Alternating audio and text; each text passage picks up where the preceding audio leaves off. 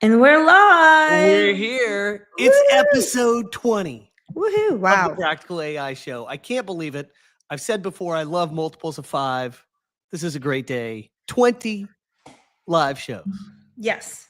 Amazing. Well done, us. Great job. Well, So, listen, was there anything going on this week? Was there any news at all? you only had to tell me to cut a bunch of stuff because there's a lot of stuff going on. So I had to, there's a lot of news. I think that people are trying to get it all done before Christmas, maybe. I don't know.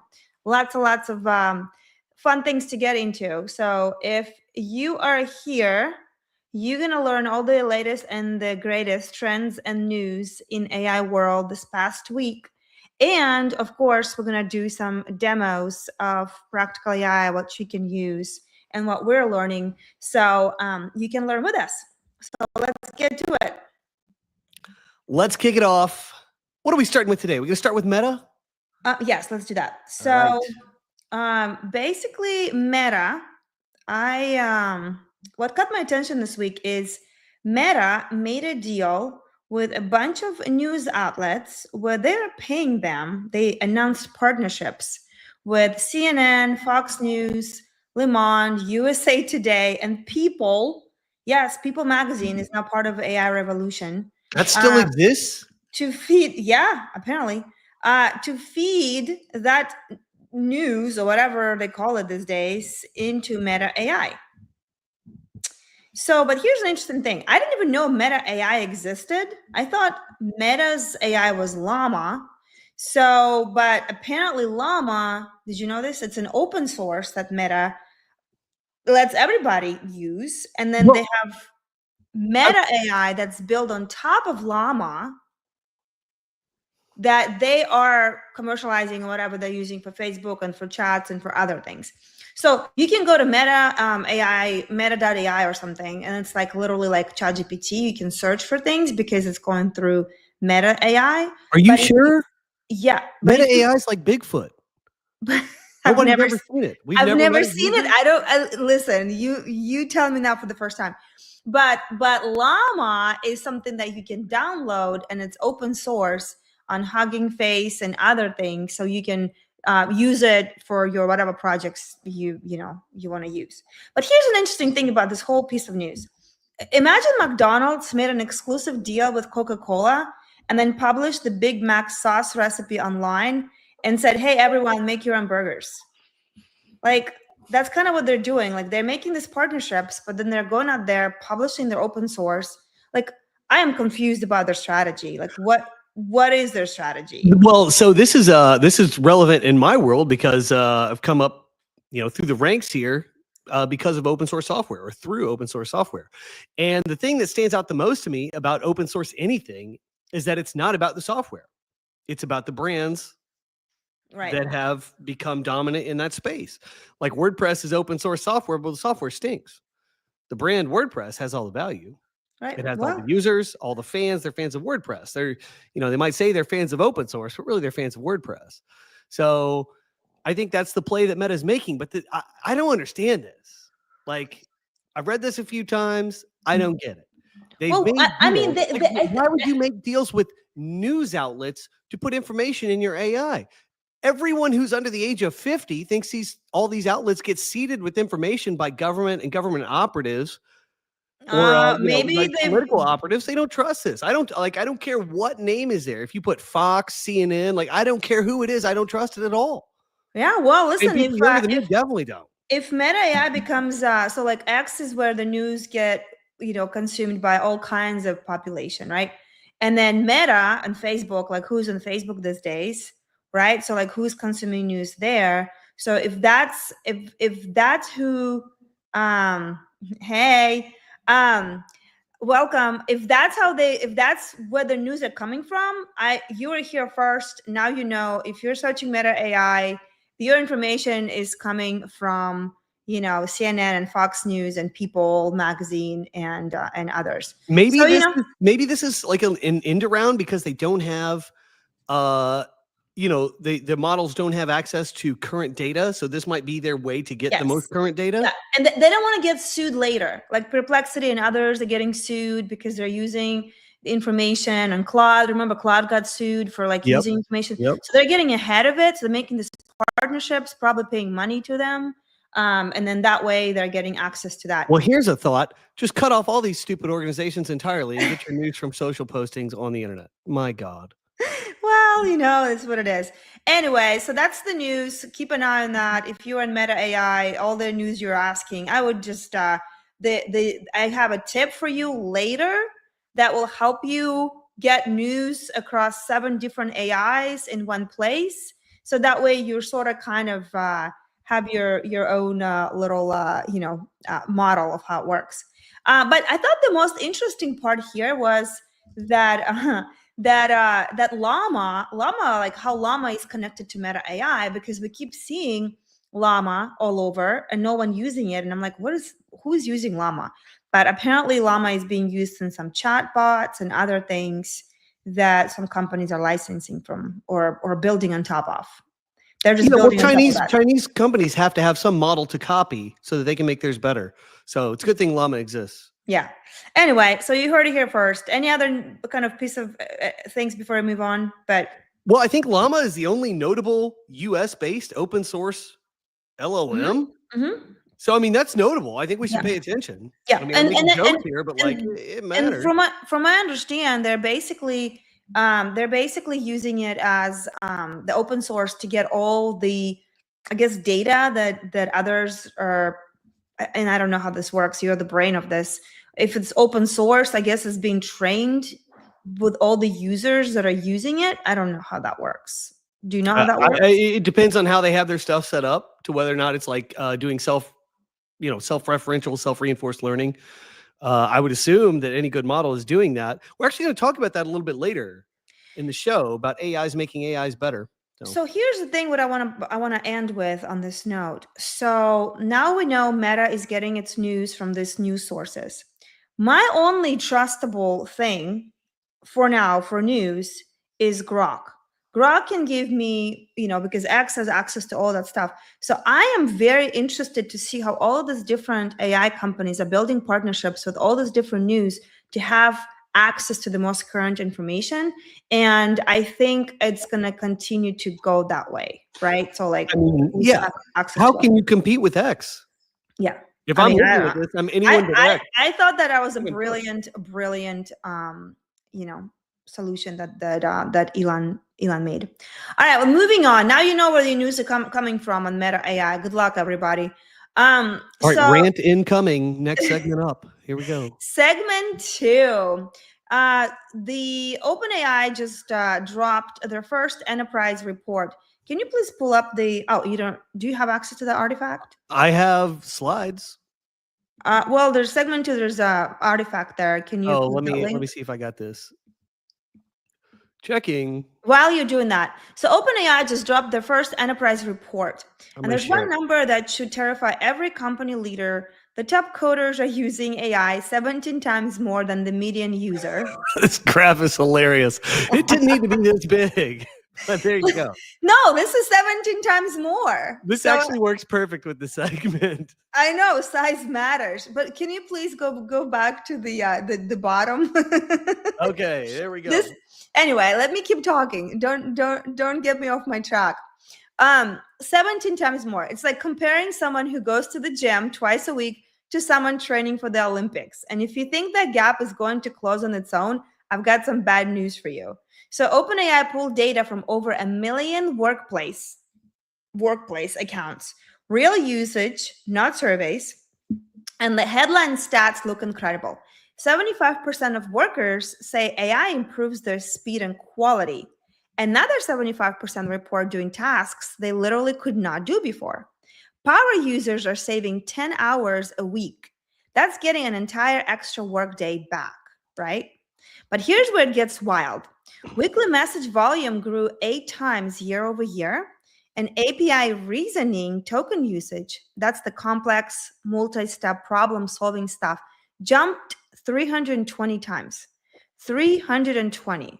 And the use of custom GPTs in projects exploded 19 times, with 70% of all AI activity now happening inside the structured workflows where companies are basically codifying the institutional knowledge into a reusable AI system. So somebody who's a very heavy user of both ChatGPT projects and GPT bots, I hands down, I have to say, and I think I've shared this with you this week, Gemini compared to ChatGPT sucks compared how they organize the workspace. So for me to train my people on the processes that we have when we're creating agents for the stuff that we keep repeating, I try to convert to Gemini for the gems. And Gem is like basically a GPT bot in a way. It will listen to instructions, but it doesn't compare to a project. And the project is the one where I can just get all my context for the project that I'm working on, and it has it all there. And I don't have to repeat myself over and over and over. Remember, remember, remember, remember. It remembers. So, And that's projects in ChatGPT. Yes, Okay. that's project in ChatGPT. Gemini is compared to that, it's like a toddler compared to somebody who can drive a car. What about projects in Claude? Well, yes, Claude is incredible, but Claude is unfortunately not shareable with my team for some reason. Oh, so what? ChatGPT is more workspace like friendly. Uh-huh. And also ChatGPT is kind of cheaper to use. Claude eats up a bunch of tokens. So I use Claude for my tasks, like high level attention, I guess, like a lot of stuff for the show I prepare in Claude. But for the repetitive tasks, like interview packages for my business and other things, we are using ChatGPT for that. I really wanted to do Gemini because it's connected to our Drive in Gmail, but it does not. It doesn't. What do you say? Shit the bed? I don't know what the correct. I mean, I think of Claude. I think of like a French wine estate. It's fancy, it's debonair. It's so nice. Claude it's exquisite. Claude is so good. I think a ChatGPT is like just a basic thing. But let's get back to this segment real quick, to the survey, because I see if like, I don't know who's here using custom GPTs and projects. If you are, that's awesome. If you're not, start playing with that, because 320 19 times over, like it's exploding. Well, let me break it down real quick. Like why use this? Why is this essential? Delegating. It is very simple. If you have a process, any process that you repeat in your business, in your life, in what you are doing, setting up a project in ChatGPT, setting up a project in Claude, it's the same kind of thing. What you are doing is you are providing a set of instructions that's always going to be applicable for that process. And then you tell the AI, say, hey, we're going for this result. We use this information, these procedures, we follow these steps to do this. Now here's the new information. Now go do this. Run this process, this project on this new information. And Olga is determining the efficacy or the viability of these different implementations, Gemini, ChatGPT, whatever, on how consistently they perform these tasks. And she has noticed that Gemini is not real consistent, but that ChatGPT is very consistent in delivering like the same thing. We know that Claude is pretty consistent. Do you know what Gemini reminds me? Have you seen that movie Moana with that rooster in there, like chicken, like know? Yeah. Oh, I should have put an image for that. That's what it reminds me sometimes, and I just want to choke it. I'm like, can you just please listen to what I'm saying? And after a while, I was like, I give up. I'm going back to ChatGPT, even though I wanted to unsubscribe. But Gemini is great for other things. I'm just saying for like repeatable projects that I want to delegate. And remember, like in every business, there's all this little processes, right? Like for us, we spend a lot of time on interview packages for our clients, for the candidates and other stuff. It's over and over and over and over the same thing every day. And we used to spend a ton of admin time doing that. Now it's all done in projects and in the GPT bots. Yeah. So, I mean, big picture, if you are an AI consultant, this job of the future, which is already happening in some places, basically what you're doing is identifying things that are candidates for setting up projects. Right. And then running those projects for businesses. That's the thing. It's a pretty simple thing. Once you do it a couple of times, you'll really feel confident about it. Olga's an absolute queen about this. But it's the way to go. Set up projects. So let's get back before you rant. I know what you're gonna probably talk about here, but let me kind of finish this up. So on the surface, this looks like a massive win, right? Different industries seeing huge growth, Tech companies 11 times, healthcare 8 times, manufacturing 7 times. Even non-technical teams increased coding-related messages by 36%. But when you look closer at the gaps, 19% of users have never touched the data analysis features. 14% never tried reasoning models. And those frontier workers, the top 5%, they're not just a little ahead. They're sending 6 times more messages overall. And for coding specifically, 17 times more than median. That's our big graph. Yeah. The skyscraper. That's messages and usage. Well, It's not output. Well, yes, but like that's how they're measuring. Okay, I'm just saying, setting the table here. Right? So my first reaction, 75% number, people doing tasks they couldn't do before. Okay, this is transformative, right? Marketing person can suddenly analyze data like a data scientist. You're a designer now? Designer can write code. Yes, thank you. That's capability expansion. Wait until you see my videos.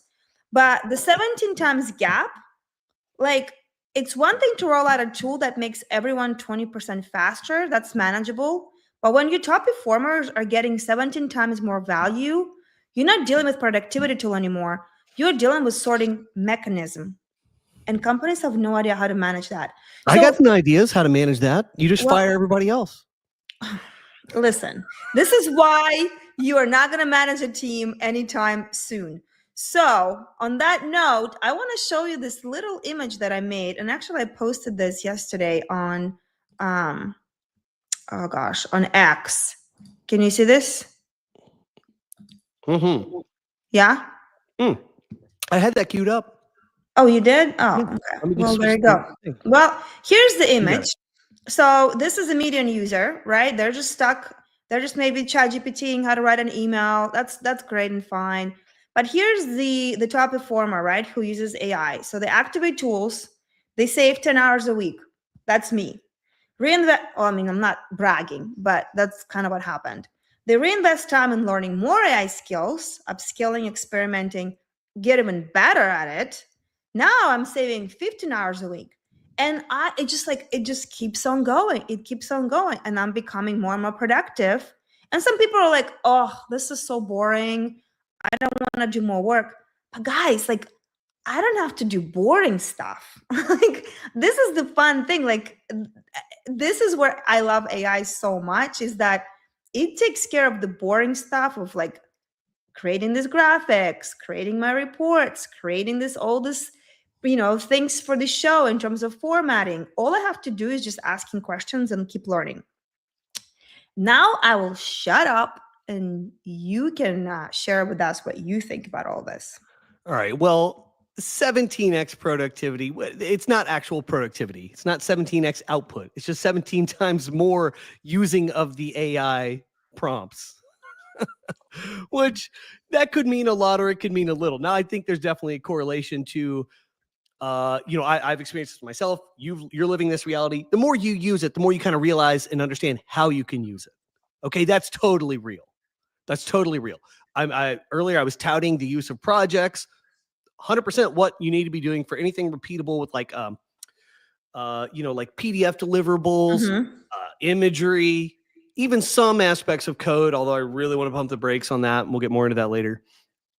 But, this report was generated by OpenAI. Yes. And I see these reports and I just just this like gross veneer of like, let's get everybody hooked on this stuff. Let's tell them why they need to be hooked on this stuff.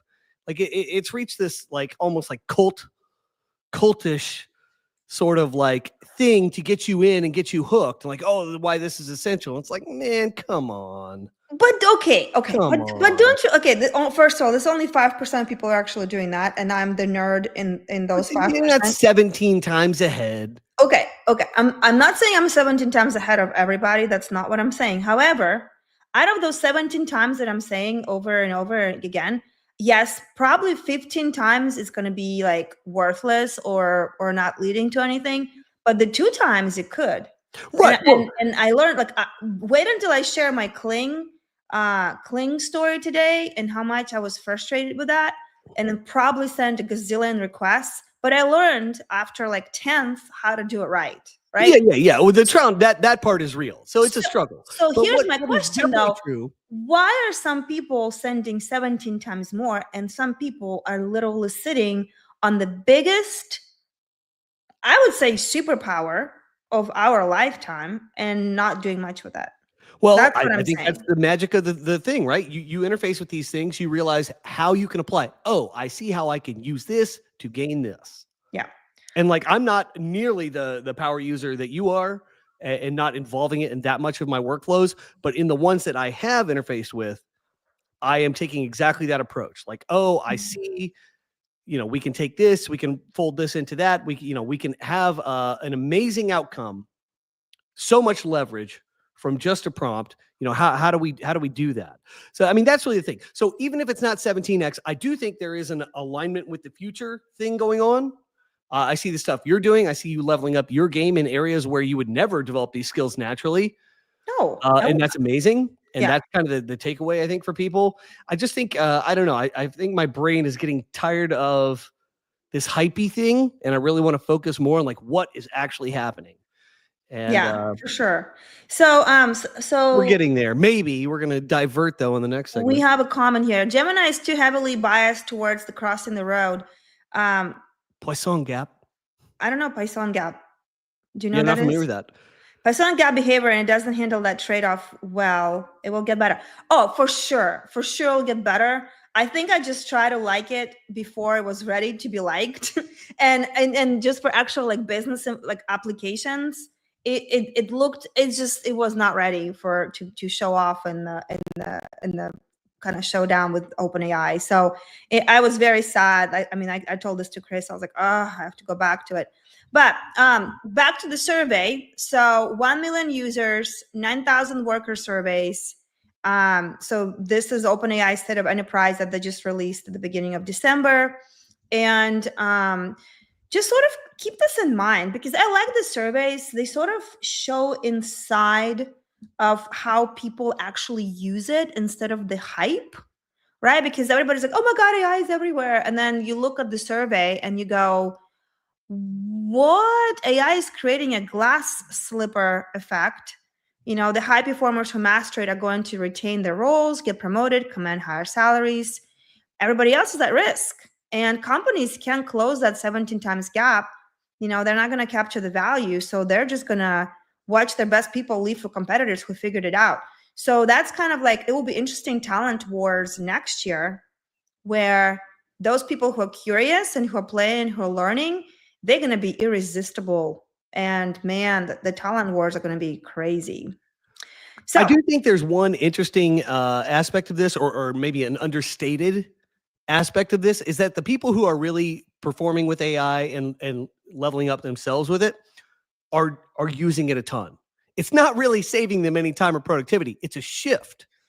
They've shifted their focus to using these tools. And I think people like you, I would say you're doing more. I mean, I think you're like spending more time doing way more experimentation than you've ever done professionally. And but you see gains that you can capture. So it's well, like, and I can see the devil's advocate on this. It's like, well, why would I want to do that? Like it's like those people always existed in workspace, where they get more done just because they're more productive, and then people just keep on, like their boss just keeps on putting more and more and more stuff on them to do. Like they're just like more, I don't know, they're just more productive, or like they just want to get done more. And it's kind of like that. But again, I am delegating stuff I don't like doing. And I'm figuring out how to do this. And AI is great at that. Anyway, check out that report. Obviously, there's more to it in terms of data, but this was very interesting data and a very good visual of what's happening. Go see what Sam Altman wants you to think. Huh? Go see what Sam Altman wants you to think. Well, I mean, whatever. This is just good survey. Yeah, I like good surveys. I like data. Moving on. Next segment of our show. I think we can take this off, right? Yep. Let's kill it. Here, I'll kill it. Boom, look at that. Next segment is Google bets big on vibe coding going enterprise. So Google this past week just made a bet that sounds ridiculous. They're betting that the way teenagers build apps by vibing with AI can actually work for Fortune 1000 companies. Replit went from 3 million to 150 million in revenue in under a year. So if you're building with AI, this changes the game. So what happened is that Replit and Google announced a major partnership integrating Gemini 3, which I love, kind of building the site with that. That was great. And Imagen 4 into Replit and co-selling it to Fortune 1000s through Google Cloud Marketplace. So do you know what Replit does? Yep. All right. Do you want to kind of share like what it does so people can understand like why it's important? So Replit's an AI enhanced or enabled IDE, which is a development environment, integrated development environment. It's for coders. It's for people trying to build apps, that kind of stuff. I think they integrate with like Supabase and Vercel, all of these. Supabase is lovable. Supabase is open to anyone who does it. I think that to run the apps, they integrate with all these things. Like you spool it up. You say, I want to do an app. You're going to need all this technical stack of crap. This is the technical stack of crap that they put together for you so you don't have to deal. So that you can just vibe code and actually get some sort of result. So Replit is where you say, build me a habit tracker, and it generates, deploys, and hosts the entire app in minutes. Right. So that's vibe coding. But it involves all those parts. Right. So Coinbase, Zillow, Mercedes-Benz already using it. I also asked like Cursor, like how does Cursor compare that and all of that? But Cursor is more like, I thought Cursor is also IDE. It is. They're both pretty much, you Cursor, Replit, pick your poison, whichever one you like better. All right. So what does this matter? So for builders, this makes enterprise-grade coding accessible without huge engineering teams, and your marketing people can prototype tools. Your ops team can automate workflows. Sounds great, right? For monetization, usage-based pricing drove Replit's 50 times growth. That's your blueprint if you're building AI products. And for developers, why does it matter? Google's betting on Gemini 3's 76% success rate on real coding benchmarks. So what does Google, like, why would they partner up? Like, what are your thoughts on this? Well, Google doesn't have a player in the vibe coding space. They're looking at all this activity saying, look at all this explosive growth. But I take a step back from that, say, what's really happening here? What is the big picture? The explosive growth in vibe coding stuff, we'll say since early 2024, there's been a huge focus on that. It makes sense. I know way more people who are internet adjacent or have been doing internet stuff for years who would love to roll out what would have been formerly seen as significant development projects. Right. But for 101 reasons, like they've tried, I know one guy in particular who's tried a bunch of these things through the years, never gotten a single one off the ground because somebody, one of the people that he was relying on fails, and then the whole thing fails and never goes to market. Vibe coding is this promise or this suggestion that you may be able to actually go to market without having to rely on these humans who end up failing you. Yeah. So I see why it is attractive. There's a certain mentality out there. I'll call these people trend chasers. They love to hop on the next trend. Like, oh, this thing's big. Let's build something for this. Let's build something for that. So they're not really ever focused on building businesses with staying power. Another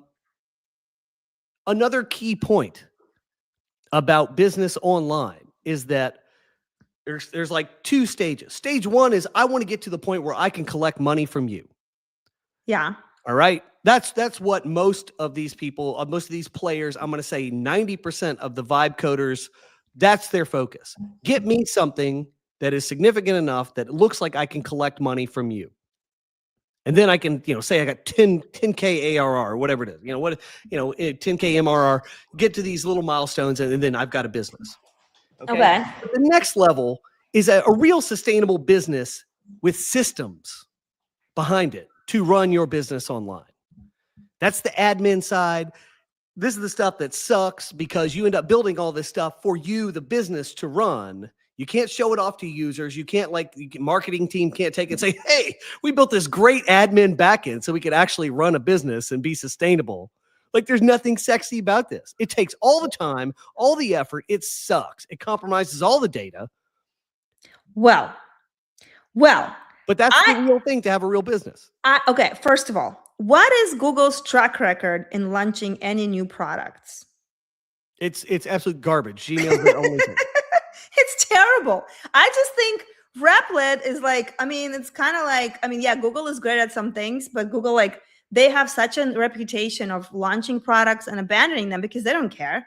I mean, like, they just can, they've got, you know, all the resources in the world. They can just keep moving on. So to me, you know, Lovable, right? So Lovable is more like for startups, and they now have Superbase, they have cloud, and startups usually are smaller. But look what Google is doing with Replit. They're going for Fortune 1000. I mean, they're going for the big sharks. Well, that's what they're saying. This is all suppositional. But I didn't draw this back to my main point.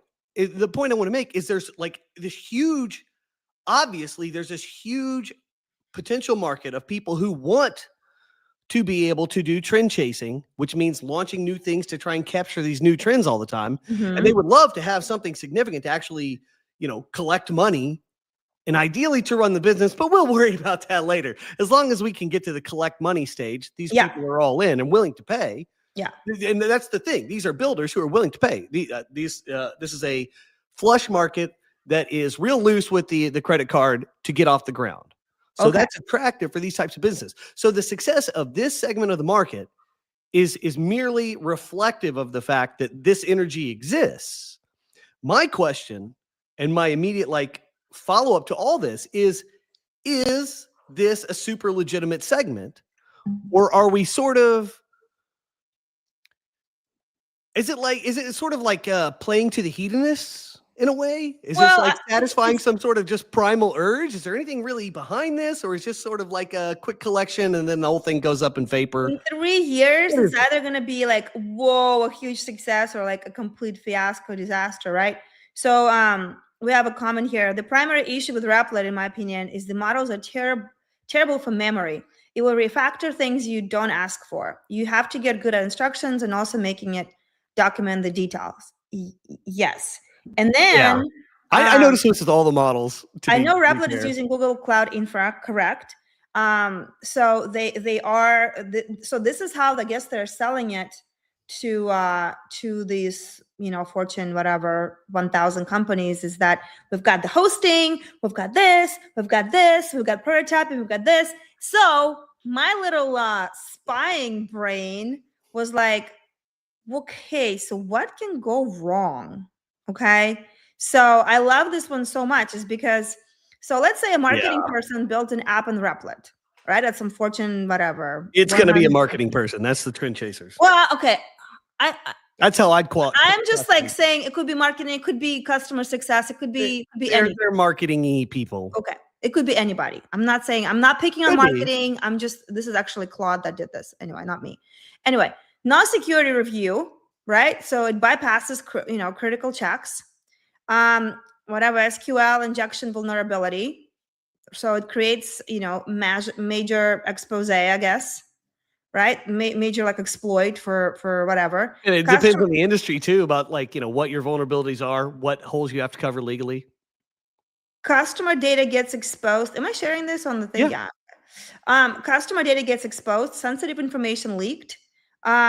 Europe fine for that. It's like 20 million or whatever, massive financial penalty. This is like actual scenario, right? Could happen. CTO is fired for something that the marketing people did with this, you know, vibing tool. CTO in this case was Claude. Leadership accountability. And then company bans all AI tools, innovation stifled, and, you know, regress.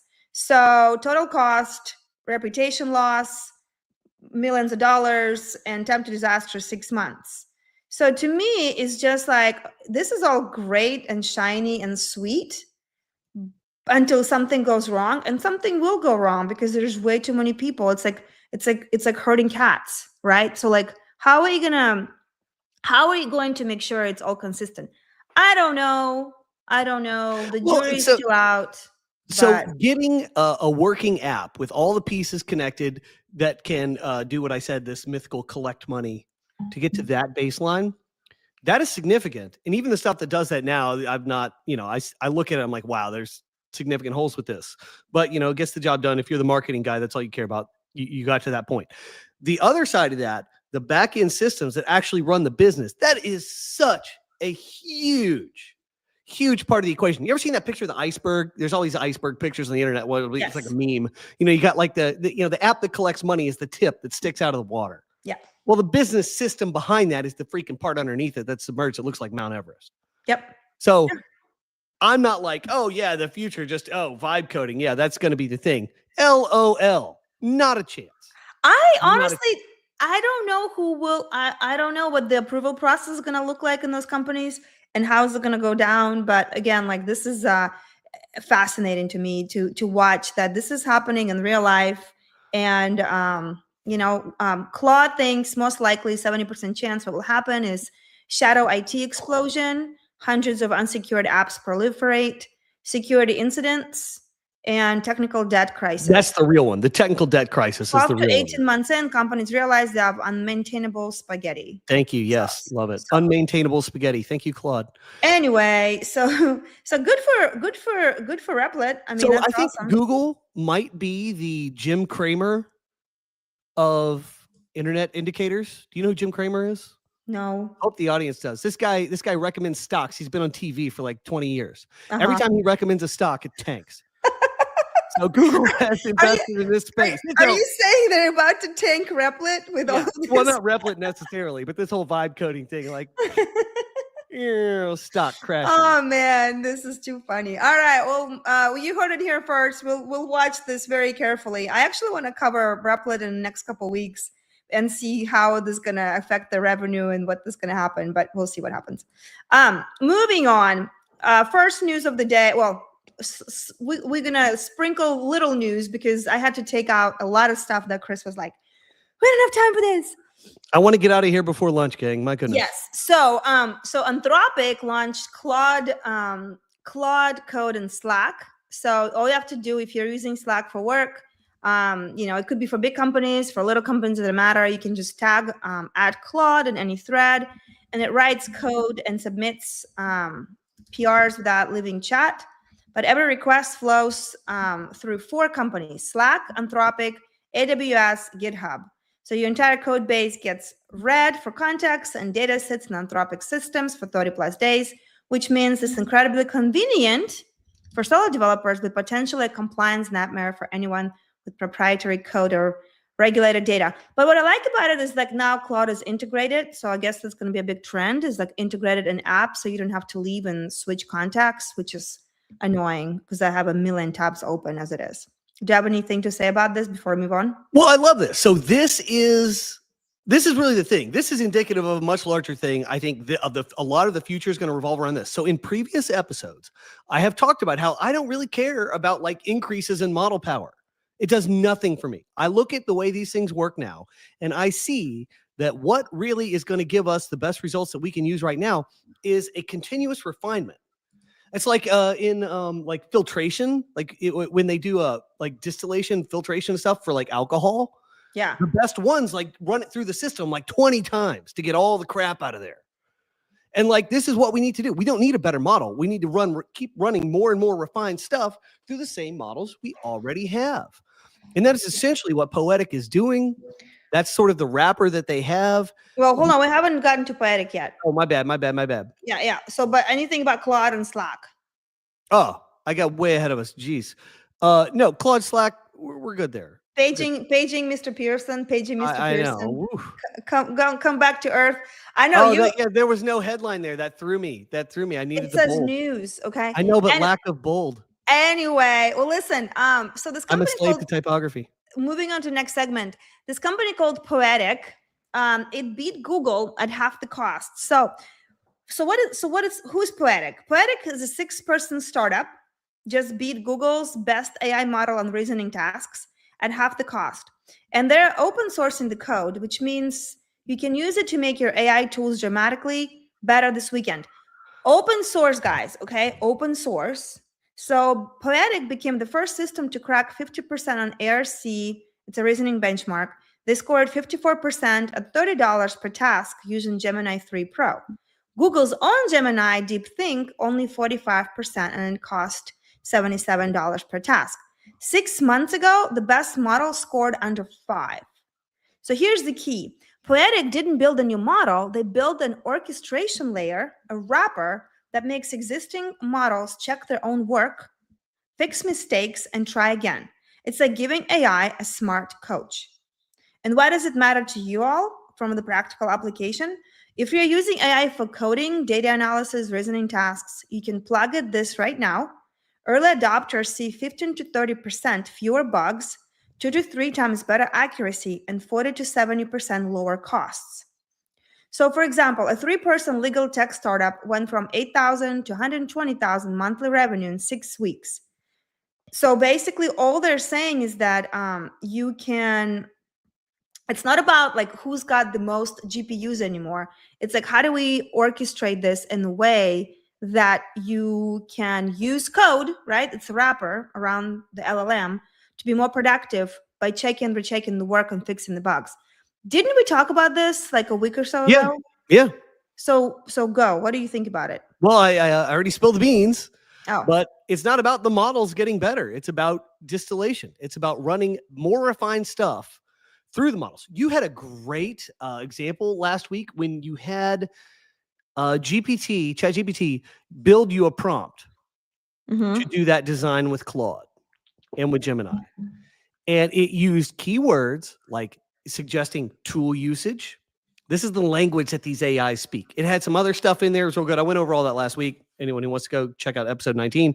But it used that language that's triggering the AI to do exactly what was said. So it takes out that refines the approach and eliminates some of the hallucination. It eliminates some of the activities that shouldn't have occurred. It like really hones it in on what it should be doing and what outputs, what it should be producing. And this type of approach is the way to go. It's just like distilling, liquor multiple times to make it, higher quality or whatever metric they use there for determining what that is. It's a distillation process, and that is the key to unlocking the best results with AI. It's not about the model improvements. Yeah. With PageMotor stuff, I see that the way to get the best results from the AIs is simply a product of how good my markdown based documentation is going in. Well, do you think this is something you want to try because it's kind of more for tech guys? There's a potential for that, and I'm working on a thing where it'll be more relevant than it currently is, like this second. But I think that'll be real relevant here soon. It's open source. You have nothing to lose. I'm really curious because I can't really. To me, it's like way out of my. Oh, I might be able to wrap. Actually, that'd be pretty smart. Maybe I could wrap that up because I'll have model support for as many as I want, and I could just wrap them all in there. Yeah. So this is this company called Poetic. This is what they are. So I made this. I'm posting. I made this post. Gemini would not go from 7 people to 6 people, no matter how I prompted it. And I was like, you know what? Whatever. It will be 7 people in this image. Who cares? So yeah. Anyway, so one of those is AI. So it doesn't matter. I was like, this is another. I was like, I'm just gonna not be perfect. So I actually think this is gonna be interesting and fascinating. So clever orchestration. And that levels the playing field for indie builders and small teams because you don't need the big companies' resources anymore. It's just smarter code that's wrapped around it. 6 people are doing this. So anyway, go get them, Tiger. Anything else you have to say before I move on? No, but I love the idea of open source wrappers around all of the AIs. I like that anyway. I like sampling them all and kind of picking out what's the best. I love that idea. They all respond to the same types of inputs, so it makes sense to me that you could like massage them all in a similar way and then run it through something like this to get results from everybody. That seems cool. But the coolest thing is that the GPUs will become less and less obsolete. No, I shouldn't say obsolete, but the race for GPUs may slow down because now we're going to actually work smarter and create this kind of wrappers and really use the resources more efficiently, which is what you love to talk about. Yep. I think the GPU race, the AGI race, stupid. Great refactoring is coming, and this is, it's not what we think it is, right? And we talked about that last week. Yep. Better systems equals better results. Exactly. All right, moving on. So very quick news this week, Microsoft's GigaTime. So Microsoft just turned a $10 tissue slide into thousands of dollars worth of cancer analysis instantly. So this is the moment cancer research goes from expensive and slow to cheap and massive. The reason I love this news, it's again practical application to those people that, like health-wise, cancer-wise, it's a big topic and it's a very expensive thing for people. And I love seeing that AI is making strides in this.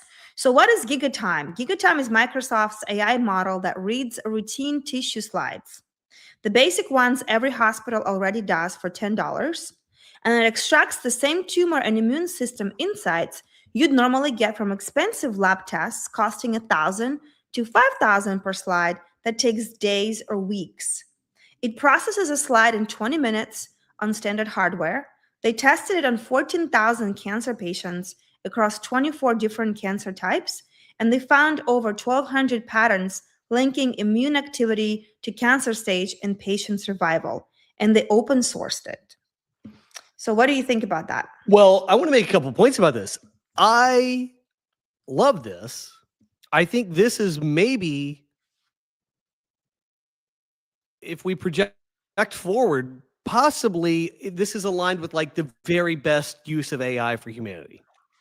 Right. So here's why that's the case. And also, as an investment tip, I think this is the most underinvested little vertical for AI so far. I think this should be dominating. It's not in terms of investment dollars. This is crucial. So we have had, if we look at the trends of the last 10 years, there's been an uptick in health-related wearables. We have Whoop, the Oura Ring, stuff like that. We got sleep analysis. We got heart analysis. We got all these kinds of things. Socially, we have had an upswing in hormonal analysis and, more broadly from that, blood work analysis. And people are, slowly coming to realize that blood work is your health report card. It's everything. And that's your real data. That's your actual health data. If we scale that out even further and look at like the last 50 years, health data in everywhere is garbage. Our existing health data is your health records, which is some folder that's been overstuffed with documents and stuff by like every doctor who's ever seen you, your pediatrician, your GP at some point. And it's just papers and assessments and documents and diagnoses. We don't know anything about the veracity of that information. We don't know if like diagnosis that you had strep in the fall of 1997 was accurate. We don't know. We know you were given this medicine. We know you're still alive. That's about all we know. That is crappy data. So the reality is the blood work is the only real data. These types of tests, like sampling these tissues, actually doing a biopsy and like having those results in some data format, like this is real health data. So the fact that, obviously health is a huge deal. People are willing to spend unbelievable amounts of money online for health, all this interest in peptides, hormones, all this stuff. This is huge. So clearly the desire exists to spend and to see growth along these lines. And we're talking about something that affects everyone, and that the basis for the data before now is garbage. It is garbage. We can now deploy AI on things like routine blood tests, and you could be compiling your own actual health data and making actionable decisions based on that. The doctor should be demanding this stuff. You shouldn't even want to go see a doctor at this point who doesn't like demand of you this type of data. Yeah. Like, what are we doing? Some on-site analysis? Oh, you look like you got COVID, buddy. Aren't you going to prick my finger or something? Like, my goodness.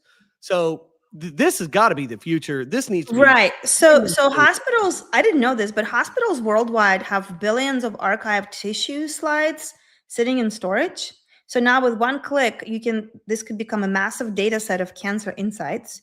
And suddenly every hospital, even in the low resource countries, can do precision oncology without buying new equipment. This is the thing. Right. So let's repeat that. So for oncologists, predict immunotherapy response without ordering expensive additional tests.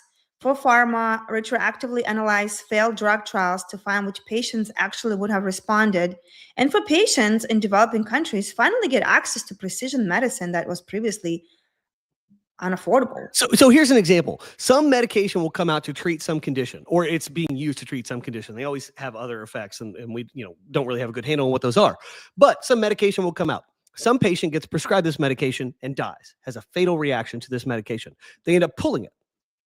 The FDA or whoever's in charge of this will end up pulling this medication, and many, many thousands of people who could have been helped by this drug are no longer able to be helped. But the reason why is some difference in genetic profile, blood profile, some reason why that was not the case. This type of sampling makes it so that you could determine, oh, this medication will be safe for you and may actually work for your condition versus this may not. The way it has worked up till now is such a gross, here's a nail, here's a huge hammer. Hopefully we hit this thing, but maybe not. And there could be some, other milk gets spilled along with this process. It's messy, it's imprecise. To me, the potential gains here are so massive. I mean, all over the world too. I love seeing AI helping people like with this kind of stuff. So, if they can figure it out, the cancer or oncology at different stages or whatever, this is just great. I love it. I mean, this kind of thing actually makes me want to do medicine. Yeah. And I feel like now that in my life. It's super exciting to do that. All right, let's move on. Let's move on to a spicy take of the week. So Trump approved NVIDIA H200 chips sales to China. So Trump just reversed U.S. export restrictions and approved NVIDIA selling its H200 AI chips to China in exchange for, drumroll, 25% of sales revenue going to Uncle Sam. I hate it. This is unprecedented, and it changes the entire AI chip landscape overnight. So December 8th, I think it was Monday, right? Yep. Trump announced via Truth Social that NVIDIA can sell their chips, second most powerful chip, not the best ones, to approved customers in China. Like that's gonna happen. Like, come on, like it's so naive. The H200 is nearly 6 times more capable than what was previously allowed. And here's what's wild. U.S. government gets 25% of every sale. It never happened before in American business. What? No other company pays a direct revenue cut to federal government like this. AMD signed a similar deal earlier for 15%, but 25% is the new standard. So this reopens billions in revenue for NVIDIA from China, the former largest market. NVIDIA stock jumped 2% immediately, but it's massively controversial.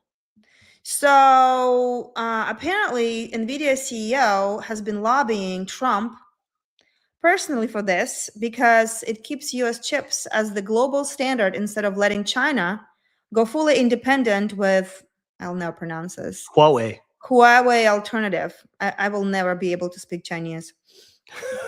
Anyway, if you prioritize national security, it's terrifying, right? But experts warn that this could close the US-China AI gap from 18 months to just months. And it's literally handing advanced AI technology to our biggest geopolitical rival for a revenue cut. Okay, well, here, that is so naive. That is so naive. This is why bring it on. What do you think about this? Selling a bunch of our military tech stuff that's supposed to be top secret or whatever, selling it to China. They've already built a stealth bomber knockoff that's half the price of ours because they don't have any of the restrictions and BS, so they can build it cheaper if they have the same thing. So like leaks, all that stuff is happening anyway. You can't keep technology in a bag. You don't get to like have your little technology. No one else in the world gets this. We're so advanced. Like, no, this stuff gets reverse engineered and leaked immediately. The US is like a sieve. Everything just draining out of there immediately. We have no security. So you are pro this. Am I pro this? I just think, well, first of all, the 25% cut to the U.S. government, I hate. Like, that's a deal breaker for me. It's already gone. I don't even know. I think not allowing it to sell to China is just naive. I think it's just naive. Like, it doesn't really change anything. I think, they weren't supposed to sell to China for Bitcoin mining, but they figured all this stuff out anyway. It's a Jurassic Park line. Life finds a way. All these bans and restrictions are just listen, stupid. One thing is to buy something in the shadow, right? Like, I mean, as somebody I hear stories in Russia, how even though Russia is banned from all these things, people are still finding ways to bring it in, but it's a lot slower because it's still banned. So you have to find ways to do that. Now it's open. I asked. Well, Russia doesn't have what everyone else in the world has, and that's a bunch of people leaking stuff to it. You have a bunch of people who are like, oh, Russia's bad. Well, Everyone's like, oh, let's take the US and stuff, just scatter it all over the world. My point is that we just, in my opinion, there's something going on. It's very weird and very, I don't want to say shady. Like, why do we want 25% of the revenue? Oh, that was just Trump's demand. But I'm like, oh, you don't want to set up the government with this extra revenue stream from all this tech growth, like but this inevitable sector. For what's the precedent for? It's just like going to be misused. It's the government. Oh God. Anyway, just lighting it on fire. So this is what's happening. We'll see what happens. This way, Jensen Huang of NVIDIA recovers his largest sales market outside of the US. Right. That's really the bottom line for them. So this brings me to the next segment about practical AI. Do you have Dharmesh anywhere? Do you? Let's see. I do. I got Dharmesh floating around. Oh, I got him. Let's go. Do you have him? So we have a Dharmesh segment. You all know I love Dharmesh. So his newsletter this week was about an agent that he talks about, and it's basically a way. And I don't know about you all, but I have all my 4 AIs open at all times, and I would go and if I need to ask a question and I want to get some information, I would go from like one AI to another. Maybe I'm just a crazy person, but that's just kind of what I do. If especially I need to figure out if this is like for sure or not. So lots of switching different models. So Dharmesh, what got my attention the other day, he was talking about this tool, Dharmesh time. He was talking about the tool that lets you do this all simultaneously. Can you see this? I'm gonna add you to the stage. I removed me. Here we go. Boom. Okay, you can see this now. Yep. Great.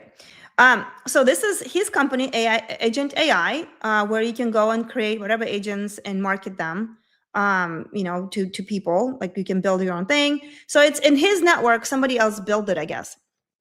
And yesterday I ran this prompt. So what happens? You run the prompt, and then it shows you it shows you 7 different language models, responses from them. Unfortunately, so it has GPT-5, Sonnet 4.5, Opus 4.1, Gemini Pro, whatever, you can see this, what it has, Perplexity, and Llama.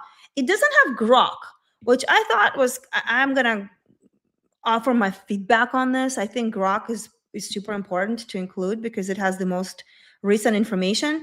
So just to play with this, I recommend you guys go. I'll drop the link later. Go check it out. It's free right now to join his agent.ai to go play with all kinds of agents, see what people are creating, and maybe put some of your agents out there and see like what happens there. But basically just put a prompt. I put, is this true that Trump approves NVIDIA H2 chip sales to China? If yes, what are the pros and cons of this decision? And look what AIs told me. GPT-5 said, unconfirmed. Sonnet said, I cannot confirm this claim. Weird. Opus 4.1, I cannot find any credible reports of Trump approving this. Gemini, no, this is not true. Donald Trump is not currently the president of the United States, does not have authority to approve expert licenses. I'm not making this I didn't read that on the first go-round. That's hilarious. That's the most Reddit brain post I've ever seen. Let's see what Gemini Pro, I don't even know. I think, no, it's not true. Donald Trump is not the current US president. So Gemini is basically in denial. This is what happens when your entire system is fed off Reddit data. This is the inevitable outcome. Trump's not even the president. Okay, Perplexity. I don't know what Perplexity is saying. Let me reload. I hope Perplexity says former President Donald Trump approved NVIDIA's. What do they know? Yeah. So okay, Perplexity says yes. Former President Donald Trump approved. So far, the only AI that actually knows what's going on in the world, and then Llama also said that that's true. So Perplexity says former President Donald Trump, so we got issues. Llama, though, says it's the Trump administration. It acknowledges it straight up. Should we cancel Llama? Is Llama allowed in San Francisco or New York City at this point? I don't know. But I thought that was very interesting comparison, is that they're basically, Claude said that last knowledge update is April 2024. I had no idea. So this was kind of interesting. So you can play with all kinds of prompts. Dharmesh says he's using this for coding, for tasks, just to kind of see what responses the agent will give you. And not just like that, it's all in one place, and you can see. And I also talked about pros and cons, which I'm not going to read it, but this was interesting to see. So what are your thoughts on this? Helpful or not helpful from practical application? Well, I getting them all in one place is great. Yeah. Like, especially for like, this is illuminating. This is like a little research thing, for any research thing, getting it like that. But I think this also tells you, like, after looking at these results, there's no way I'm going to anything but Grok for something like this. Yeah, it's very surprising that they don't have any Grok. So that's your little practical tip today, how to save some time and sort of jumping back and forth. One prompt, 7 different answers, and you're going to be the judge of deciding which one you think is actually correct one. So thank you, Dharmesh, for that helpful information. He's always on the leading edge on everything. So moving on, Instagram launched your algorithm for Reels on December 10th, letting you see and control the topics their AI uses for recommendations, directly following X's playbook, where Grok now curates content based on quality over follower counts or gaming tactics. The shift is huge for creators. Both platforms are saying you can't hack the algorithm anymore with timing tricks or bot followers. AI rewards genuine engagement, and for the first time, you can actually see and adjust what the AI thinks you want. So again, Instagram didn't go all crazy like XAI with Grok. Like, AI completely curates your feed now. Instagram kind of brought it down, but just like Elon said back when he announced the Grok's in involvement in all this, he said he hoped that other social, I guess, social media sites will follow the suit. So Instagram is the second one that's following the suit. Now I'm just hoping LinkedIn will catch up, because LinkedIn needs it badly to have some kind of other way of curating data, because it's a lot of slop in there. Open to curate data. Huh? Open to curate data. It's my new LinkedIn sticker. Right. Anyway, very interesting. Let's go to a segment about AI economics. So wait, is this Kling? Yeah. Hold on. Let me. Yeah. This is the marquee segment of the show. So, for those of you who are new, we have this. We play this bingo game with that we got this graphic. I don't know, 10 weeks ago. This was based on the research where startups actually spend money on AI, which companies, and they are kind of in order of how much money they're spending. It was done through analysis of their financials. That was anonymous. Anonymous, is that how you say it? Anonymously done. So you don't know what names of the companies spend money, but they just know how much money those companies spend on that, because the financial company that handles their financials was able to release that data. So what startups are actually buying in AI? We already covered OpenAI, 11 Labs, Cursor, Fixer AI, Notion, Canva, Opus Clip. So what we do every week, we cover their AI economics of how do they make money. I mean, first, are they even making money? And then how do they make money? And what can you learn from that? Because pricing right now with AI is like a wild, wild west. So every company has a different model, and we're learning stuff. We're understanding, do they have proprietary LLM? Are they wrapping it? How are they charging? Is it SaaS pricing? Is it outcome-based pricing? Like, what are they using? So today, we're going to be diving into Kling AI. And Kling AI is actually a Chinese company. And I'm going to pull up this visual.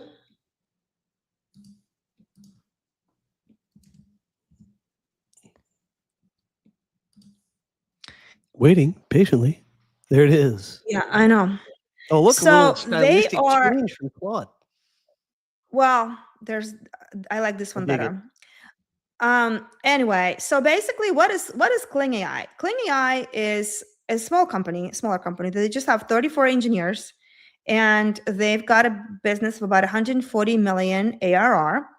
And based on estimations and calculations and the research, they're keeping about $35 million profit. So let's dive into let's talk about what they do real quick. Yeah. They make up to 3-minute videos, AI generated videos, but specifically they are targeting themselves toward brands that want to create advertisements that run on socials, advertisements that run inside games, advertisements on YouTube. So up to 3-minute segments. And the primary reason why is because even a 15-second spot would cost up to $30,000 or more in the past to completely get them done. There's legal costs and all this other crap. And the AI generated video circumvents a lot of the legal concerns. It circumvents issues with actors, and in America with like Screen Actors Guild and some of these rules that they have to follow, these union rules and all this crap that inflates costs, and they can get outcomes very, very quickly. I think this is fascinating because I mentioned last week how I was playing this game that I play every night, and I noticed that Kalshi, the bet on everything, markets for everything company, has ads that are clearly AI generated videos. And now, after I was wondering last week, I didn't look into it, but now we're doing Kling AI. It's probably this. They're probably getting Kling to do it because they're doing 60-second spots, actually 15-second spots. There's multiples, but whatever. Well, and I have a treat for you. Once we cover this, I'm actually going to show you my terrible demo, but I want to show you how I'm iterating and what I'm learning and how Kling actually works, and maybe you'll learn from my mistakes and generate something. But here's the deal: you can use AI video for slob, right? For let's just do fun videos, yada yada, or you can use Kling to generate ads. And that's what Kling is really good at, is really getting precision over what you want the ad to say and how to say it, and the actors and the products and all that stuff and the voices, without, like Chris said, without paying a ton of money for that. So for example, imagine you're an e-commerce seller, hemorrhaging. How do we say it? Hemorrhaging. Yep. We just skip a syllable there. $850 monthly on stock footage that converts like garbage. Or you are a Unilever. Isn't that a big company that does lots of Unilever has more product SKUs than any other brand on earth. Yeah. So they're about to wire $11,000 for a single 15-second ad, which I didn't know that's how much it cost. Yeah. And then someone tells you can generate unlimited custom videos for $10 a month.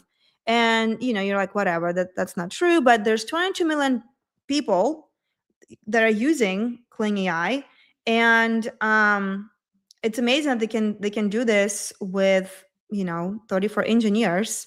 They're basically cloning Hollywood at 1/1000th of the cost.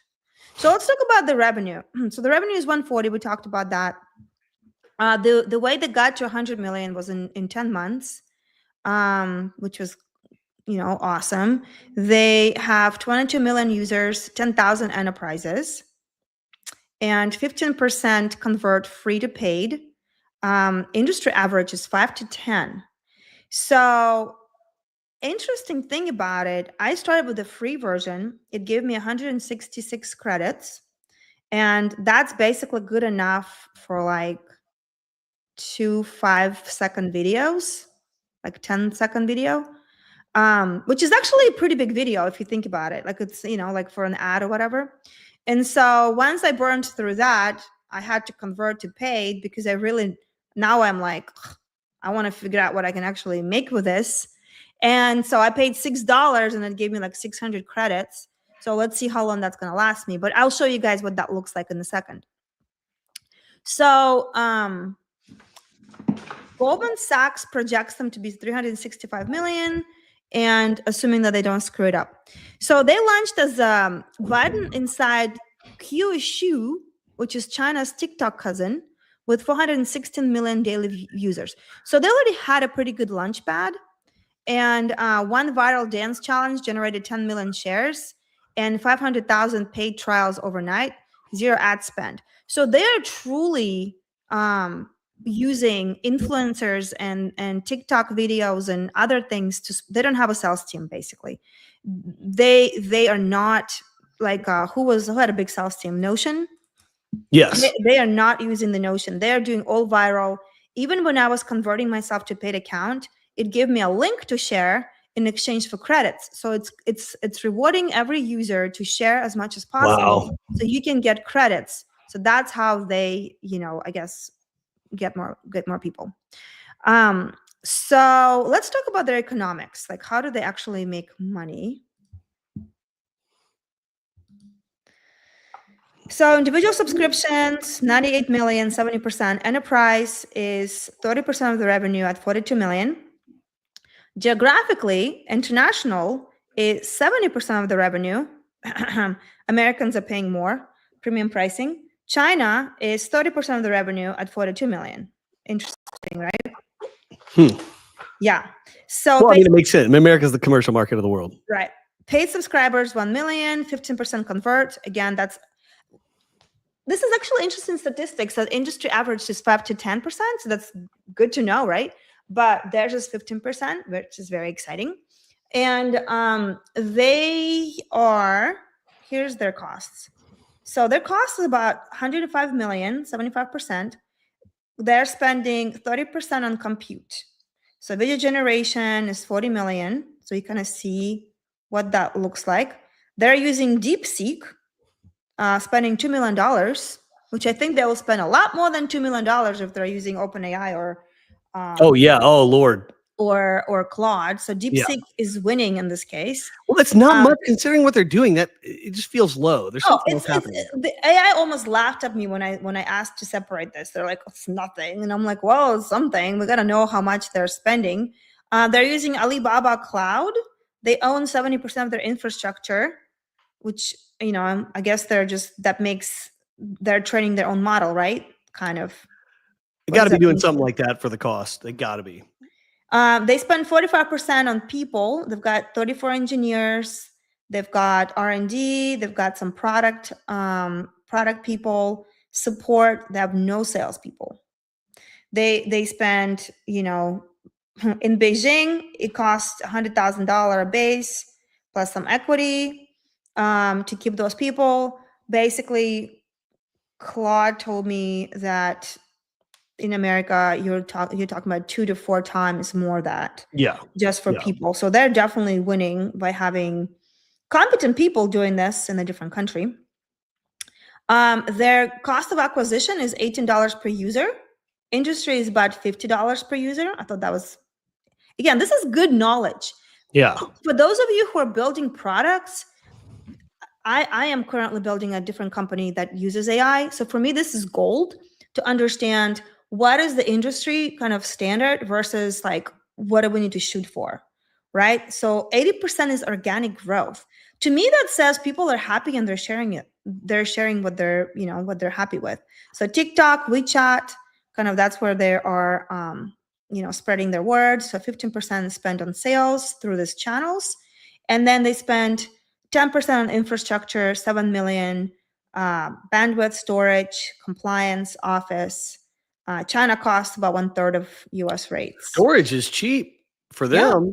They're not running on AWS, unlike every other company we've looked at. Clearly. So net profit is 35 million, 25% margin, already profitable. And they're on fair advantage. So for those builders who are building this, they own infrastructure. Runway is a competitor. So it basically compares, I think Runway is here in the States. Runway is American, yeah. Yeah. So 30% versus 40 to 50%. Yikes. China talent, 100,000 versus Silicon Valley. I think this is very 200 is so low. No one would do that. Yeah, I think I like that it's been conservative. Okay, like this is good. Yeah. And then for distribution, so it helped that they were part of the bigger company. They partnered up. But what we also seeing, a lot of companies are partnering up with companies like Snapchat partner up with Perplexity. Like there's a lot of interesting partnerships now are forming. Like so there's if you've got a great product, you can partner up with big companies that are looking for something like that. And then one thing I wanted to mention is that all the prices here I converted into dollars at the current rate of 7 Chinese yen per dollar. So that way it's all kind of easy to read and understand. So what do you think about this? I mean, shall we talk about like how they charge? Yeah, what are they charging? Because I feel like their costs are low right now, and they're going to end up jacking the prices up. So this is what they are charging. Oh, I didn't put it up. I saw it elsewhere. Let me see if I can find it. Yeah. So they are $15 per month. So yeah, no, they have free is free. Standard free. is $10 for 660 credits. That's 33 videos a month. I think that's 33 minutes a month. Pro is $37 a month, and Enterprise is $180 a month. Enterprise is geared toward agencies who do marketing development for brands. Pro is for hardcore creators. No, it's actually correct. 33 videos, but their video is between 5 and 10 seconds, right? So if you they said you can go up to 3 minutes. So I know, no, but for 5 seconds, you get eaten like 30 or 40 credits. I'll show you once I do my demo. You will see what that is. So like for 66 credits, I did 2 videos. You know what I mean? So like it's like, but because they're limited to 5 seconds is the minimum, and then 5, 10, and like it goes up. So you can go up to 3 minutes, but then it eats up more credits. Right, of course. So it's all in credits. And this is why they give you the credits, but it kind of tells you how much it equals to. So so their pricing is, they don't do unlimited price. They don't do unlimited pricing. And this is what we're seeing when you have fixed costs like this, you don't want to do unlimited at all. Right? Yeah, you can't. Right. I mean, we've seen pretty good evidence that you just literally can't do that, especially if you're a rapper. Yeah. If you're running your own thing, maybe you could figure out your marginal thing, but I think that's not going to work. Right. So what else did we learn from this? We learned that so actually maybe this is a good time for me to show something, to show my demo. Let's see it. But do you have anything else to say before I kind of do that? No, I mean, it's another good survey. I really have some specific questions about their AI compute and what they're doing. I feel like they probably own their stack, so to speak, and are putting a lot of the emphasis into that. I don't know why your team would be 34 engineers unless you were doing that. Well, what's interesting is that so Kling AI and Opus Clip, they all have the free try, and I actually thought with Opus Clip I was able Opus to Clip was yelling. I couldn't remember. Opus Clip was a lot more like I could do a lot more with free than I was able to do with Kling. And I don't think I was able to use their best model in the free option, but I'll show that in a second. And so they are very specific because that's how they sell. They have to offer a free service and then convert people. If you like it, you're going to keep using. Right. If you don't like it, you don't. So that's an interesting thing. So obviously free trial, but it's very limited and it's tied to credits. So that way you don't go all crazy and leave them out in the dark.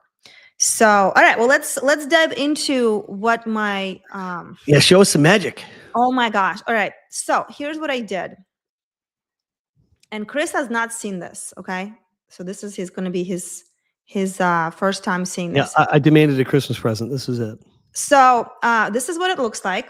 So I've already converted this. So before I converted this, I don't believe I had access to this video 2.6, which is their most I guess the best version.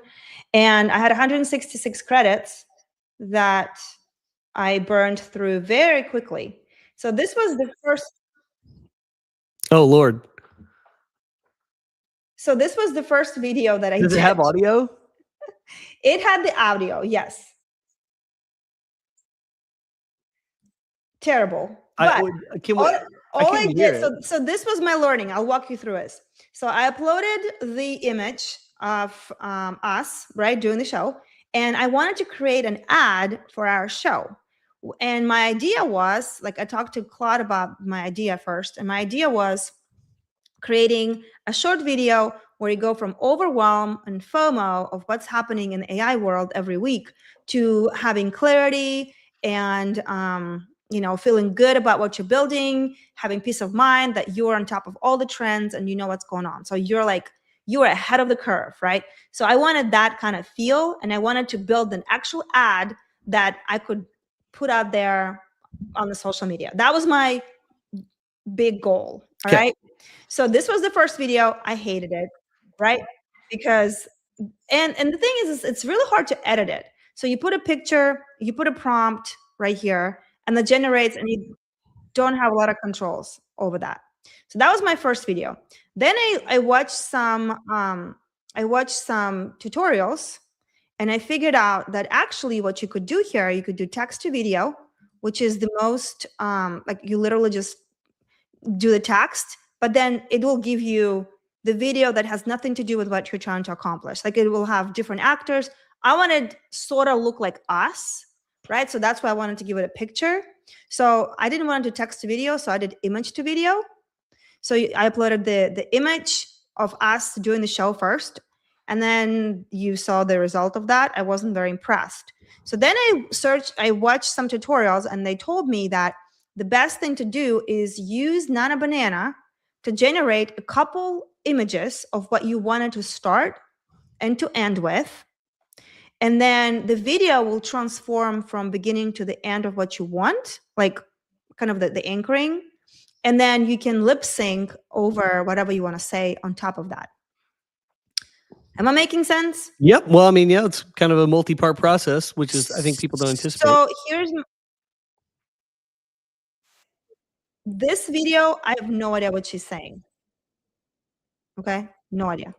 But this was the image.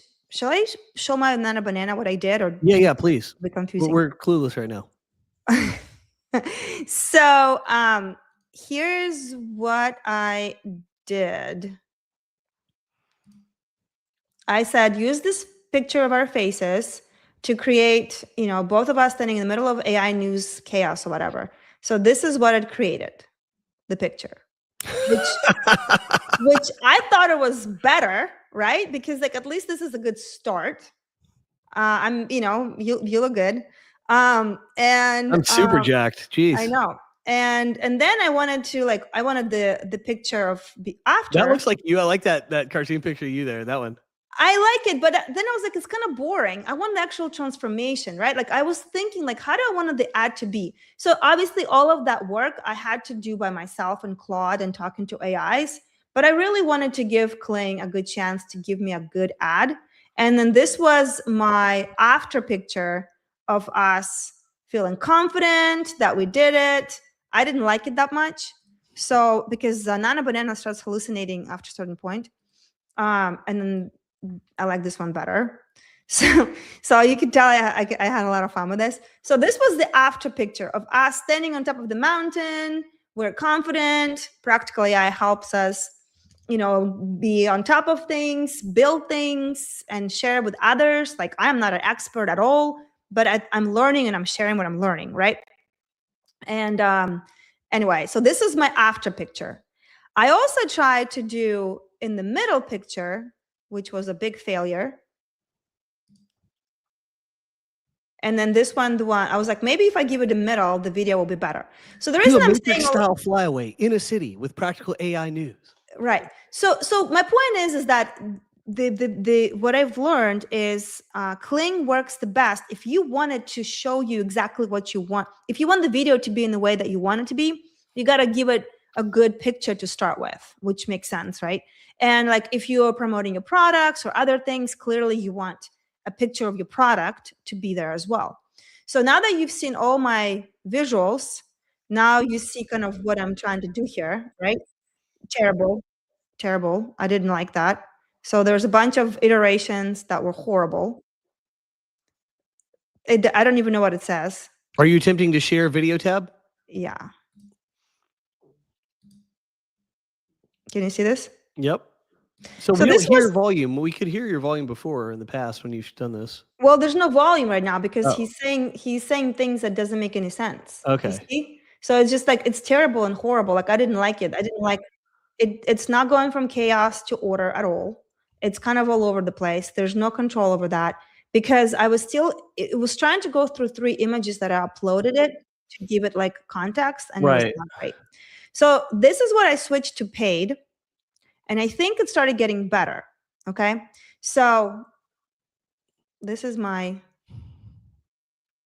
I see. Okay. Okay. Ready? Pay to win. Let's do it.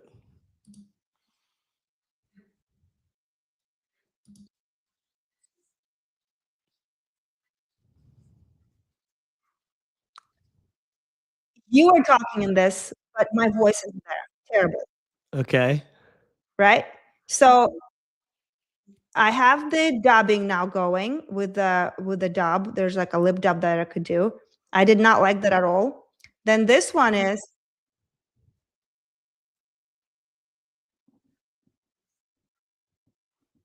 I think it's like overall improvement, don't you think? Yeah, it's getting smoother and a little bit more sensible. Right. So this is the final one that I've done that I didn't have enough time to finish. But basically this video, I got smarter. I had a start and I had the end of a different picture of what I wanted. And it generated a better video. See? Why is it starting and stopping so much? I don't know. It's probably because we're doing the live. I have no idea. So it kind of goes from us being overwhelmed to now being on top of the hill. I see. At least that one's got like a flow. Yes. So what I didn't have time to finish is putting the lip dub, the lip sync, which I will do after that. So you just put the lip sync, and then it's gonna give me the way to choose the voice, like I did in the other ones, what I'm saying, and then it will apply the voice. And I will post this on X as I'll post before and after. But I'm more happy with this result. So I've learned after about an hour and a half how to do this thing. And I kind of like it. You know, you go from overwhelmed to, you know, standing on top of the mountain. That was my original vision, right? All right, that works. It detects character. You can pick the voices here, and then you overlay it on top of that, and they'll have the voice. I don't know if I should do it right now, but because it's kind of slow. But I thought, what do you think? Interesting. So, I mean, there's more of a process here than I was maybe anticipating. And I think people need to get familiar with this, with anything with AI. It's like you're learning a new skill. Yes. It's not like the stuff is magic and it just like makes this amazing thing and you barely had to do anything. It's not like that. You have to learn how to massage and coax the best results out of these tools. You know, now I want to know, like, is Kalshi really using something like this for their ads? Do they use Runway? What do they do? Because they have like an air of cheapness about them. I think that, well, so this video cost me 100 credits to create iterations. So that means I paid $6 for 660 credits. So it cost me $1 to generate this video. You and I didn't have to dress up. You and I didn't have to do anything. I didn't have to do all that gear to get jacked. No, you didn't have to do any of this. I don't have to get out of those jeans later. So and then next time I'll play, like whenever we have a next AI, but I wanted people to show how messy it is in the beginning when you're learning. Yeah. But now that I know before and after and how to do this, I actually like it. I mean, it's not like, you know, it's kind of my vision of what I wanted it to be. Well, let's just say you sat me down and said, "Hey, CP, I need you to make a promo video for us." I'm like, "Oh, I'm defeated. Like, this is going to be a mountain of work. I have to shoot video. I have to like edit. I have to put it all together. I have to make these scenes. I have to do artificial backgrounds, all this stuff. Like it's not happening." But this actually makes it look like, okay, I can maybe put something together. Like we got to be realistic about what's happening here and what we're doing. There will be a learning curve for sure. And again, if you're just doing slop videos, this is great to play with. I mean, they really have, you know, like, I mean, their video, like if you really want it to be like cool, like they've got amazing, you know, imaginary things you can do. I wanted to use something practical, and I wanted to create something practical for the audience that you're like, okay, this is how you do the ad. All of this is AI generated, right? I saw a social media post that made me curious about this. And maybe you saw like some of the controls there on Kling, what you can do. I saw somebody saying they use this as part of their stack and they were using 11 labs for audio and somehow using that to be like the audio overdub. Yes, you can add whatever you want. But the thing is, what's cool about it, and again, like this was just my first baby steps. You can overlay there's voices here. Oh, I don't know if you probably can. Yeah, wrong tab again. It's so annoying. There's voices over here that you can pick anything you want. You Yep. can have different speech. You can have emotion. I think, but it's like probably too basic, maybe. Yeah, And I think the so pros are like wanting to you use can 11 labs upload plus. local dubbing that you can generate in 11 labs and have it like more professional. That's probably what it is. Which is probably a pro move for me later on down the road. But for now, I am kind of happy with this. Before and after is pretty cool, I thought. So, here's me creating our little ad for our show. I like it. Now you're a video producer. Who knew? Anyway, so hopefully this was, what a year of growth. Go play with Kling AI. It's very helpful. But again, for me, like I'm not the kind of person that'll sit there and generate crazy looking videos because I don't have time for that. But I wanted to create something that we can actually use and show off. So there you go. Amazing stuff. Well, there it is. Let's do our funding roundup. Let's do it. Funding Let's round. speed run this thing. Okay. I got a slide for this. You do? Great. Yeah, let me see. Boom, boom, boom, boom, boom. Oh, no, I don't. It's not on the regular slides. Oh, you know why? Because it's on this. Because I'm going to open it. Did you share it? I'm doing it now. Ta-da! There it is. Oh, look how nice this is. Oh, real quick. So I did, so Olga had Claude generate a web page. She had Gemini generate a web page. I actually went and looked at the guts of the Claude one. I didn't have a chance to look at the guts last week. I looked at the guts this week. Claude is so much better at understanding like industry's best practices for HTML documents. Gemini puked out everything it could on the page to get the results. Gemini was clearly results driven. Hold on. This is for those who watched our demo of Gemini 3.0 and Claude Opus. We did the same prompt for website generation, and it spit out two different things, two websites. And Chris looked at both, and he's saying that he's more impressed with Claude. Claude understands HTML semantics, minimal HTML markup, like minimizing cruft on the page. Not involving too many parts if necessary, not relying on frameworks as much as possible. Just had the ethos of a lot of the development principles that I put first, whereas Gemini just says, screw it, kitchen sink. And so like taking the results that Claude gave me and translating that into a usable website or putting that into the PageMotor environment so it's actually useful rather than running it as some static thing, like that's going to be a lot more achievable with what Claude did than what Gemini did. Now, the contrast there is that Claude was like 10x more expensive for the same thing. Yeah. And way more time consuming. Right. But how much are results worth to you? The results were better. Even the styles, like Claude had better taste. Like I said, Claude is the French chateau. And, Yep. What you pay for. So, anyway, I thought that was an interesting thing. So here's another nice so our funding report. Yes, every week at the end of the show, we walk you through what happened with money in AI this past week. So this past week we had there was 4.3 billion total AI investment. It represented 56% of all VC funding globally. 98 AI companies raised capital.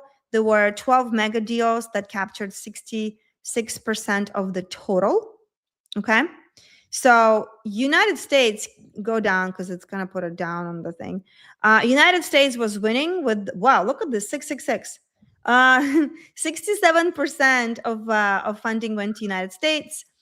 Asia got 13%. Europe is back down at 10%. Back on holiday. See you guys. And China is at 6.7%. So what do we see here? Mega deals. Oh God. Savient. 700 million. It's AI-powered identity security platform securing digital ecosystems at enterprise scale, not a chatbot critical infrastructure. Okay, whatever that means. Doesn't rely on the chatbot. Unconventional AI. Wow. I don't like the names with on, but whatever. Rethinking computer architecture to optimize energy efficiency for AI. Infrastructure play, not application layer. Apparently, you just put the data center in space and all your problems are solved. There you That's go. what Palantir and Elon Musk have told me this week. So, do you see what Claude did this week? It did not follow instructions, did not put the location in here. Interesting. Oh, look at that. I gotta go and talk to him about it. Air Wallet. More AI misbehavior. I'm using Scale now in Claude for all of this. I just dump data and it spits out the report. It takes me like 30 seconds, which is so good. I just check the math and make sure the math makes sense. But Air Wallet's AI-powered financial infrastructure, providing business accounts, payments, and spend management globally. Finance company, great. Boom Supersonic, building supersonic commercial airliners. What? So using AI to optimize aerodynamics and manufacturing process. I didn't know this went through. So I know that some months ago, Trump had mentioned that he was seeking to eliminate the ban on supersonic air travel over, between the U.S. and Europe, because that's what we did to kill the Concorde back in the early 80s. British Airways was making that. They were crushing it with those international flights with the Concorde. It was faster than everybody else. And so we said, we just don't allow supersonic flights on U.S. soil. We nuke their business. This was a crappy competition move back then when they should have just built the dang jet themselves. So apparently that restriction was lifted, because otherwise this investment would not be happening. Or it is happening and it's just intended for use in the areas of the world where supersonic travel is permitted. Crazy. I can't believe it's 2025 and we're all not zipping around in supersonic jets anyway. That infuriates me. Wow. Well, there you go. And then Harness, it's AI agents managing the entire software development life cycle from code to production with fewer errors. Yes, there you go. I would say sure, bro, but I guess we'll see. All right, you go over key trends. All right, key trends are infrastructure being favored over apps. So we're going back to the main layer. We're not sure about what bets to make, so we're just going to bet on the whole system. Cross-industry diffusion. So AI funding spanning aerospace, biotech, manufacturing, and healthcare. Technology is mainstreaming as a general purpose solution. So we're getting into the vertical specific investments. Like I said, I still think that health and diagnostic type applications are the most underinvested part of this whole thing so far. That's got the most attention it's got most of my attention, right? Just because the impact is every human on the planet. Like, it's a potentially enormous impact. And when you consider the state of medical data up to now and how shoddy it is, you can't be anything but super bullish on that particular vertical. But anyway, capital concentration, winner take most dynamics are emerging. 12 companies captured $2.82 billion, while 86 companies split the remaining third. This is bifurcation in action. This is not altogether surprising. If you follow investment trends long enough, you see that there's a whole lot of Me Tooing going on. I don't think there's a whole lot of genius analysis that goes behind some of these bets. It's a lot of momentum-based stuff. So I don't put too much stock into that. I do try to look at myself, though, like what makes sense here in the larger field. Like I said, I think the healthcare stuff is absolutely paramount right now. Obviously, manufacturing, big too. And infrastructure, it matters. We're still going to do that. Apparently, we don't even have the energy layer to support the compute layer, the theoretical compute layer that we are building. So, where's the energy investment here? Obviously, we don't cover that, but well, maybe there's going to be wrappers coming around. Companies like, Poetic or whatever, they're going to be raising more and more money. Those kind of smaller companies. We'll see. Here's what I know. In 6 weeks, it'll look a lot different. Exactly. All right. What's your big takeaway from today's show? What's one thing that you you see? Well, there's a couple things, but I think companies are really turning towards AI solutions for stuff that was formerly very costly, but viewed as an essential mechanism. So like advertising, we got to do these 15-second spots. Well, that means you're forced to swallow this bitter pill of junk, legal, dealing with unions, like all the stuff you'd have to deal with actors and the production, like all that stuff. This sucks. How can you look at that and think this anything but sucks? So companies are open to AI-driven solutions there. I don't think they care if it's Chinese or whatever it is. Like, feed me that solution. Let me try it out. The AI stuff lets you play, experiment, and iterate at a speed and with a level of the outcomes you're getting that's just never been possible before. And I think you have really the ultimate takeaway for everybody, and that is So you save time with AI. Okay, great. Now what? Well, what do you do at that time? You experiment more to figure out more ways to do things. I know.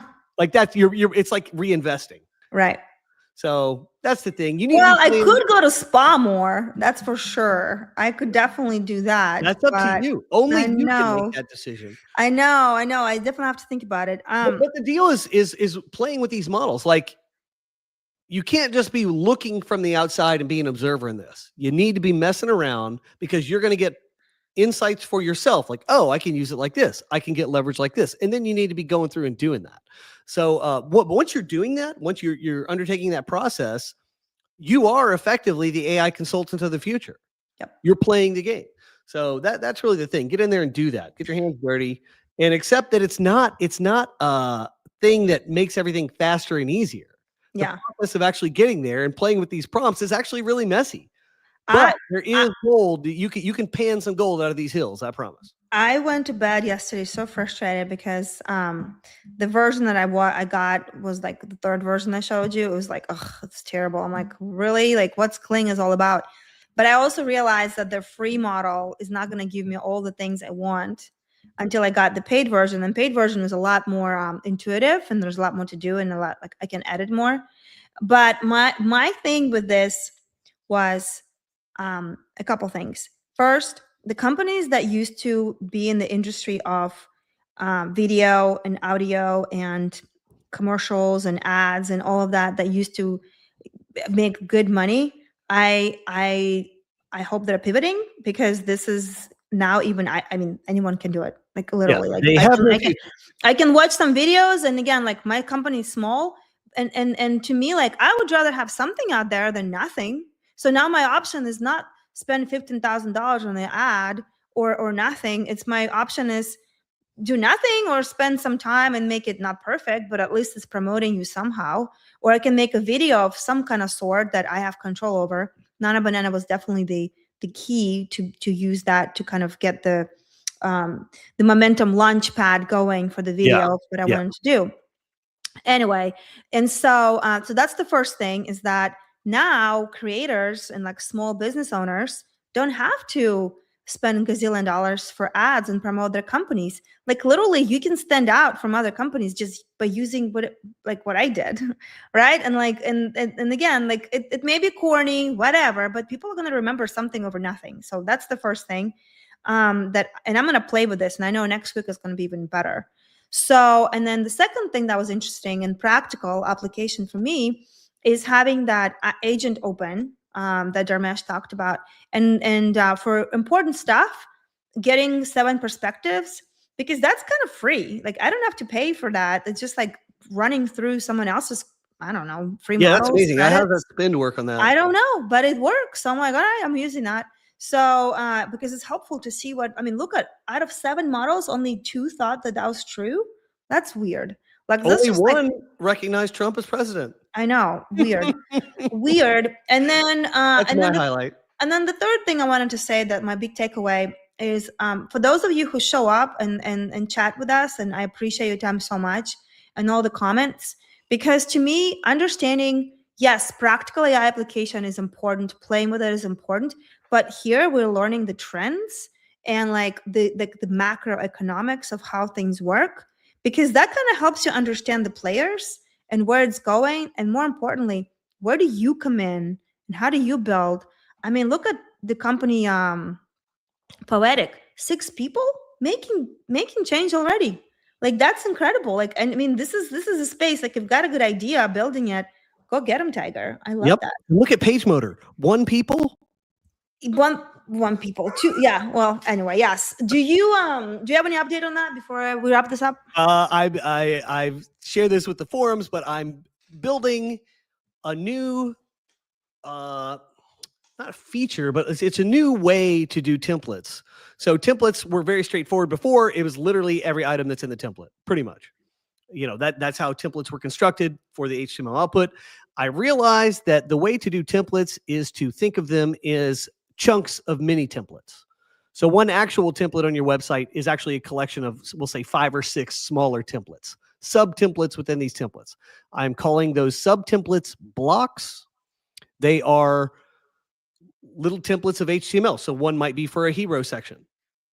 That's a small template. It's not the whole thing, but it's this section of the website. Another one could be for like a pricing table. That's a sub-template, or a feature thing with like 6 blocks. You got three across, two rows, and you're sharing features. Another one could be a call to action, something like that. Each of these is a sub-template, if you will. Each of these is a block, and then your main template would be a collection. Oh, it's these 6 blocks. So I think that's the way HTML should actually be represented in software. Do you have something to show, or do you think you can show it next week? The UIs are all messy right now. It's all broken apart. So, but you're in the middle of it right now, right? Yeah. Building it. The whole point of this. So what's the point of this? Who cares? Who cares? So what, Chris? You got an idea for templates? That's great.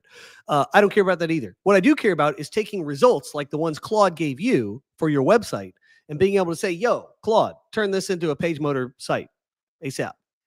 How do I do that? So I tried to do that with the ugly Gemini version and even with the Claude version, and realized the level of granular instruction I was going to have to give it was immense, making each query expensive. And I kept getting crappy outcomes. Like, it just couldn't do it right. And there were mistakes here, mistakes there. Because it was too big, right? It was like, too big. So if I chunk it down into these mini templates, we can do it. We can do it. So that's the deal. I'm going to have AI generate your whole freaking website. It's going to be perfect. It's going to be amazing. Instead of you having to run it on a Superbase Vercel stack or something through like Cloudly or whatever, I'm making up names now. But none of this. I hate this piecemeal thing in 800 parts and a subscription thing that you got to pay for. I just want it on my website. I want to have an admin. I want to be able to run it. I want it to be normal. But I want AI to be able to build it. And as we're seeing, like with AI, because it's a guessing machine. You want to have as much of the templates and control as you can on your own, so you've got the predictable outcomes as much as possible. Yeah, because there's going to be times when you say, "Oh, I want this instead of that." Yeah, can I still do that? Exactly. With the when AI generates your whole thing, no, you can't. You'd have to regenerate your whole thing. Yeah, you got to eat the elephant by a piece. All right. Anything else you have? Nope. Thanks, guys, for being here. I love the comments today. Thank you for bringing the heat. This is the highlight of the show for me, is reading the comments, and hopefully you got something helpful. Take it away, share in the comments, and we'll see you all next week with 21. Bye. That's right. See you guys. Thanks for being here. See you next time.